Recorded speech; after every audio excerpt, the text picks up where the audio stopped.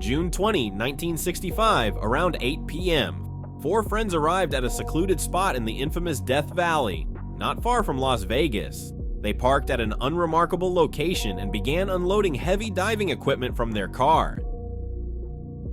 Their destination was a nearby hill. The group consisted of 19-year-old Paul Cartier, his 20-year-old brother-in-law David Rouse, 19-year-old Bill Utikas, and Bill's 16-year-old brother Jack. As they carried the equipment, they passed numerous signs warning them to turn back. Despite the warnings, they reached the hilltop and found a fence covered in more cautionary signs. Undeterred, they climbed through a gap in the fence and began descending towards a nearby body of water. This water was the entrance to a famous underwater cave known as the Devil's Hole. The friends planned to dive to the bottom of the 100-meter deep cave. After reaching the water's edge, they began donning their diving gear.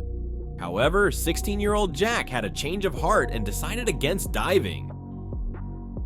The others agreed, and Jack remained on the surface to watch. The 3 friends then entered the 32°C water and began their dive.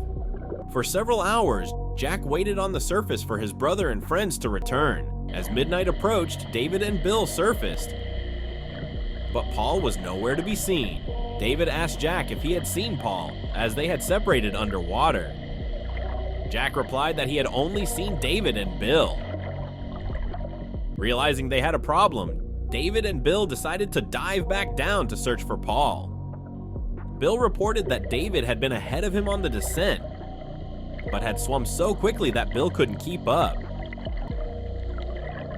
In the complete darkness, Bill used only his underwater flashlight, but eventually lost sight of David. Fearing for his own safety, Bill turned back and surfaced.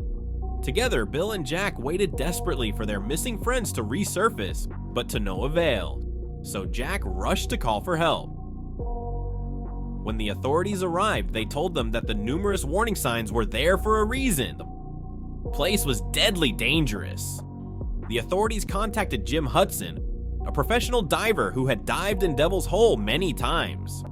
Within a few hours, he and his colleague arrived at the scene. The only hope that Paul and David could be alive was if they had somehow managed to reach an area called the Brown Room. It had an air pocket. It was hoped that they had reached this area and were now trapped there. So Jim and his colleague donned their gear, jumped into the water, and began their descent.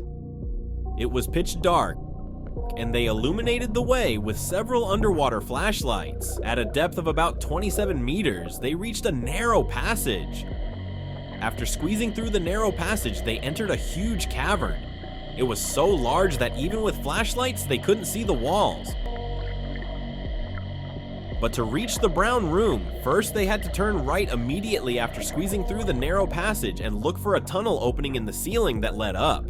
This tunnel was very narrow, but after about 25 meters, they would reach the Brown Room. It was a large air pocket.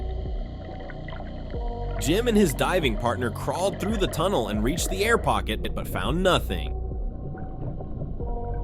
Then they went back to the huge cavern, but instead of returning to the surface, they decided to try another place called the Low Ledge. The Low Ledge was a rocky ledge located halfway to the bottom of the cave. As they approached the ledge, they shone their flashlights in all directions, trying to see something. At one point, they saw a reflection on this ledge. Approaching the source of the reflection, they found a diving mask. Nearby, they also found one of the diver's fins. So they took these items and returned to the surface. Jack, who was on the surface, confirmed that these items belonged to David. It was decided that they couldn't have survived that long. Jim and his partner said they had searched everywhere, but couldn't find them. The only place they hadn't checked and where their bodies were most likely to be was below the ledge, at the bottom of the cave. So they went back into the water, reached the narrow passage, then the ledge, and dived deeper. The cavern was large, but not so large that they couldn't find 2 bodies. Jim and his partner searched the bottom with their flashlights. Due to the clear water, visibility was very good, but they still couldn't find any bodies. They were puzzled, finding no bodies. Then Jim noticed a small hole in the cave floor that he hadn't seen before. It wasn't wide. An adult with gear could barely fit through. So they decided to swim closer. As Jim got nearer, he felt a strong current flowing directly into the hole beneath his feet. Jim and his partner had to retreat to avoid being pulled into the hole. Jim took out his depth measuring line, which was 284 meters long. He used it to gauge the cave's depth before diving. He lowered one end until it reached the bottom. Marks on the line indicated the depth. He lowered the line into the tunnel, and it unraveled completely to its full 284 meters without touching anything. This meant the cave was at least 284 meters deep. Jim reeled in the line, looked at his partner, and indicated that he definitely wouldn't go in. Not just because of their gear, but because they knew that if they entered that hole, they would likely not be able to get out due to the incredibly strong current, so they decided to return to the surface. When they surfaced, they reported finding no bodies, but had a theory about what might have happened. They believed their friends had suffered from nitrogen narcosis. Disoriented and losing coordination, the current gradually pulled them toward the hole. Without realizing what was happening, they were drawn into it. To this day, their bodies have never been found. Scientists have also been unable to determine the exact depth of this hole. However, an earthquake in Mexico in 2012, approximately 3,218 kilometers from Devil's Hole, caused a tsunami that was felt in Devil's Hole.